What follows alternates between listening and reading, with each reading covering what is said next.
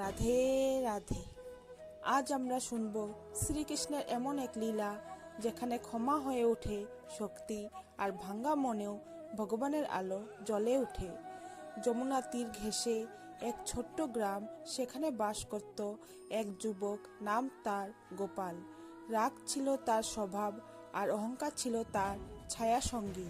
সে বলতো, ভাগ্য মানুষ নিজেই গড়ে, ভগবান শুধু গল্প। গ্রামের এক বৃদ্ধ সাধু প্রতিদিন কৃষ্ণ নাম জপ করতেন। গোপাল তাকে উপহাস করত। একদিন সন্ধ্যাবেলায় গোপাল যমুনার পার হতে গিয়ে প্রবল স্রোতে পড়ে গেল। চিৎকার করার শক্তিও রইল না। শেষ মুহূর্তে তার মনে পড়ল সাধুর কথা, আর অনিচ্ছায় সে ফিসফিস করে বলল, হে কৃষ্ণ।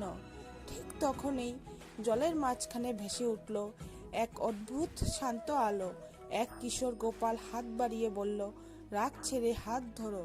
গোপাল তীরে উঠে এলো। ভয়ে লজ্জায় সে কাঁদতে লাগলো।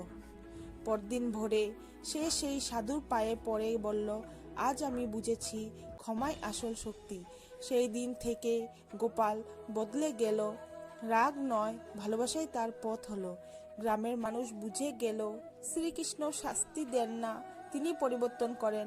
ভক্তগণ, যে ক্ষমা করতে শেখে, শ্রীকৃষ্ণ তার হাতই সবচেয়ে আগে ধরেন। রাধে রাধে।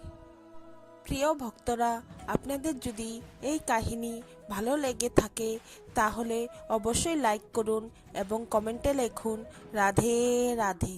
এবং এমন আরও ভক্তিমূলক গল্প পেতে আমার চ্যানেলটি সাবস্ক্রাইব করুন।